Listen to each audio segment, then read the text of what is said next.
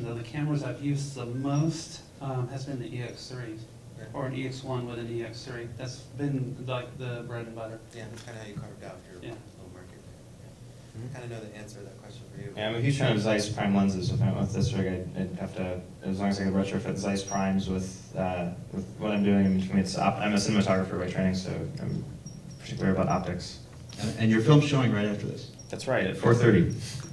The Canon 5D makes an awesome picture. I really like it. It's just, and so I wanted to try it, and I want to see it and see the. Yeah, check it out. What's your take on the F3s, the Sony F3s? The F3s have some features coming down the pike that are going to be really exciting. They're coming out with a lens that will, I'm told. I mean, we thought the 105s were going to do this, the Canons. Where the focus iris and zoom will match. So you set one and it'll set the other. And if that's true, that's pretty awesome. And then they'll gen-lock, so if you set gain or shutter on one, it'll automatically set the other. They're telling us. I haven't seen this cable, the remote cable. So next month it'll be like this. Oh, and it has a paint box. The two paint boxes they make, you can plug it into the cable and you can paint both cameras identically. The mythical golden cable. Yeah. Before we ask our post people to swap out with our production people, any questions from the audience for this group up here? Yeah. Well, going along with the producer joke, and as a producer turned director, when we started with the advent of visual effects, we noticed a lot of what I like to call kind of dumb producer questions, which are like, I love it, but can you change the color of the curtain behind them? You know, when you first started to think, oh, you can do anything, then we had to train everyone to understand what doing anything costs. So I'm wondering what, because if it's not your movie, it's funny and entertaining. I want to know if you could share kind of some of the more ridiculous misconceptions that people ask in post in terms of 3D like that. Could you just change the something that people think it's really simple and then it's not really plausible or possible? The thing we often get asked is to change IA convergence, right? This is, people think that because you've got two cameras and we've got left and right eye, that in post we can move it all around wherever we want to do. The reality is, where you converge and focus on set is going to be pretty much where we're going to end up. So you really need to kind of think what you're getting on set is going to be where we're going to. We do have some, there is some possibility of changing that, but it's not as radical as people think, you know, because then you get into all kinds of other optical distortions and volume issues. So we can move things left and right and up and down, whatever you want to do, but is it going to give you a good stereo effect in post? No. So it's much better to try and get that on set with the stereographer and then let us tweak it within the constraints in post. Yes, sir. One question too, which applies to both production and post-production. What about the big elephant in the room, the 48 frame move? Moving 48 frames a second as opposed to 24. Or 60. 60. Well, that's come up. And that's made possible kind of by the epics. Okay, there's a number of things. First of all, there's a whole pipeline that's set up for 2398 right now. So if you're an independent producer doing small stuff, it's hard to change that whole distribution thing. But it goes back to, has anybody ever seen ShowScan? It looked very real, but it also had kind of a video look. So I guess it was Roger Ebert used to always say that at 24 frames was the minimum frame rate at which the flicker was less noticeable when they switched from silent to sound. And so it helps suspend your level of disbelief, and it helps hide problems with the sets and the makeup and whatever else. So if you go to the higher frame rates, it's going to look more real, but you better have really good makeup and sets and everything else. So hopefully, we'll see how it turns out. But some people say that that's better for 3D. So I'm up for testing it. I know it creates a lot more data if you're using those bigger cameras. So if you're a bigger show, you can handle that. So independents may have to wait for the big guys with the big money to pioneer that. We'll see what happens. I have some input on that. Your if you go with a higher frame rate, you're going to encounter a ton of problems in far as getting it to Blu-ray and getting it a DCP package. They only come in at 24. The Blu-ray is 24. I think you can do 30 if you go down to an SD resolution. But you know, how are you going? What's your deliverable? And is your deliverable going to be able to keep with that frame rate? And when I used, I did the 48 frame test. I actually had to genlock 2 computers together in order to project 2 streams. So it was a bit unrealistic, especially for a smaller budget, to work in 48 frames. But I would just suggest going with 2398 and until there's... Agreed totally. And it is 2398 and not 24, right? Yeah. Don't shoot stereo at 24, please. 23.976. You're talking today's standards, and with the radical change from last year, I don't think I would judge tomorrow by today's standards. Yeah, I mean, they're clearly producing some very high budget films now. I guess The Hobbit, and I don't know the other one. The pipeline's going to have to go to... They're 60 shooting at the higher frame rates. 42.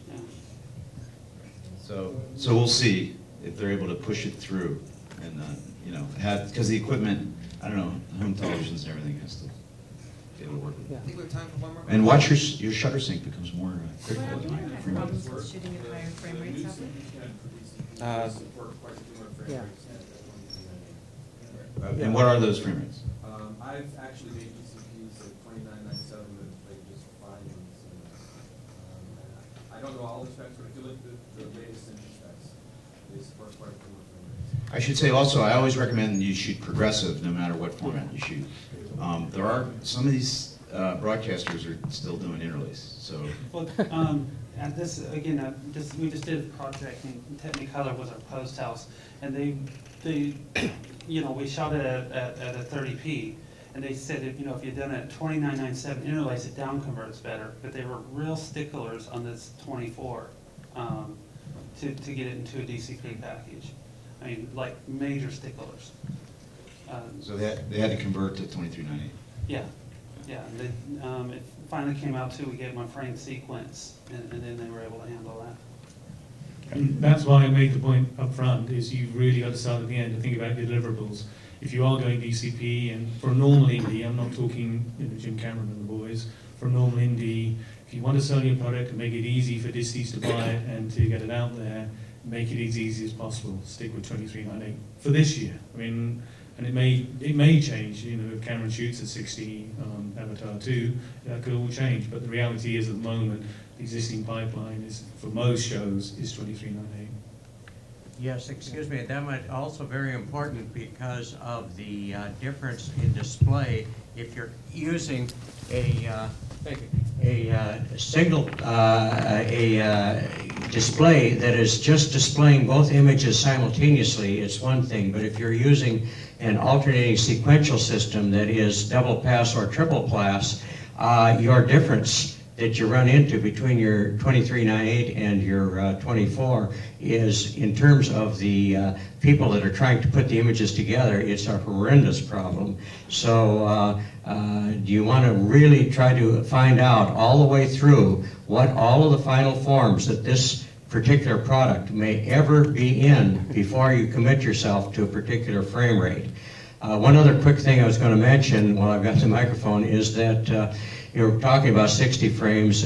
Many, many years ago, somebody mentioned ShowScan. I actually worked on a ShowScan 3D show, and it was Concert of the Earth, and it involved all sorts of things when we went to transfer to things other than the original film.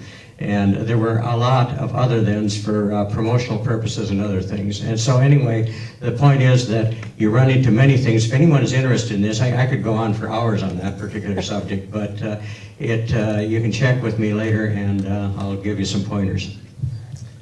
We've had quite a bit of success over at DRS shooting at 60p for a lot of action and live sports, and just conforming everything down to 24p. But definitely for high action and a lot of movement, because you're getting a lot of motion blur otherwise, and definitely doesn't look as good in 3D. Any last questions? Sorry, you were actually first. Yeah, Chris, actually I had a question in line with the 60p for theatrical. We're just getting the theaters to convert to digital projectors, okay? By the end of this year, maybe we'll have a 50% penetration rate. But what is the capability, and Neil, you probably know this better, of these projectors to be able to go up to 48 and to 60p? I mean, I don't know that all the theaters are going to be ready for that. Digital projectors are usually like, what, 144? No, that's a simple software upgrade. Barco just released a press release saying they'll be able to achieve 48 with a software upgrade. Firmware upgrade. Yeah, so I understood it'd be a firmware upgrade. We have 48 in the DCP package right now, but later on. And I don't think we have 60 yet, do we? No, we don't have 60, but 48. But again, if you go to your average AMC, or even, you know, they've got Sony 4K up there. Guess what, guys? They're playing at 24. Yeah. One more thing on his comment, just recently the digital cinemas have surpassed film theaters in North America. True. More than 15%. Last week at IDC, Christie was demonstrating 60 frames per second on first generation projectors, which is not great. I just saw Barco 48 frames a second with 4K at the giant screen cinema. I guess the question would be, is if you shot in 60, you could drop frames to go to 24. Incorrect. Or something, but the thing is, you're going to throw off your action, because you're going to miss pieces in the middle. Thank you for saying incorrect. From 60 to 24 is extremely difficult. Yeah. Naturally. You should not, here's the thing, guys. Everybody should bear in mind that we've been watching films at 24 frames per second for over 100 years. So if you're doing an indie, my advice is wait until it's all standardized before you do anything. Shoot at 24, project at 24, and let's talk about something else. Actually, I've only been watching for 75 years since sound. You know what I'm talking about. I love this panel. It's like the whole room is the panel. There's some questions over here. We're all film nerds here. Switching topics, but can you have a discussion about protecting for your disparities, your deliverables that are going to go for a 77-inch plasma versus then you also want to be able to put it on a big screen? Yeah. That's the first, when you go into the meeting, the first thing you have to ask is what size screen you're going to see it on. Exactly. And that's a loaded question because they'll end up seeing it on a variety. I was looking at that HTC phone or whatever over there, the stereoscopic screen, pretty cool. If you're, yeah, that's the first question. What size screen when you go shoot to figure out how wide you want your IOs. And, but you have to assume that eventually it's going to get shown here, maybe, if it's good. But then you end up being very conservative. So like when I use the Hasbro viewer and I look at the theatrical stuff that has a 1% total divergence, it's not very dimensional on the Hasbro viewer on the iPhone. But it looks okay on the big screen. So yeah, it's a loaded question because I don't even think the producer knows exactly always. You know? And that's why, you know, size matters in 3D. And if everybody goes around thinking they're going up on a 60-foot screen, then there's going to be a lot of people with headaches watching on TV. We actually have an example, I don't know if we have time to play it, of... Now's a great time, actually, to show the clip, and then we'll swap some seats and play musical chairs for a second. So. Okay. And then what we're going to show you, this was shot by Jeff Boyle, and some of you in the audience may know that Jeff runs the CML, he's a stereographer. They went to the Isle of Man last year with the latest Mercedes SLS super duper car, and Jeff shot this with the IO and IA4 in-store Mercedes-Benz productions. So what you're going to be seeing here actually is the world premiere of Jeff Boyle's Mercedes-Benz in 3D on a 40-foot screen. Now, will it all work? That'll be the challenge, right? So, but if it does, it'll show that, you know, if you do it properly, you can convert from an in-house 60-inch plasma, install 60-inch plasma to the 40-foot screen. So, Greg, are you ready to roll that DCP? And have you got both? Have you got both filters on? Have you got both?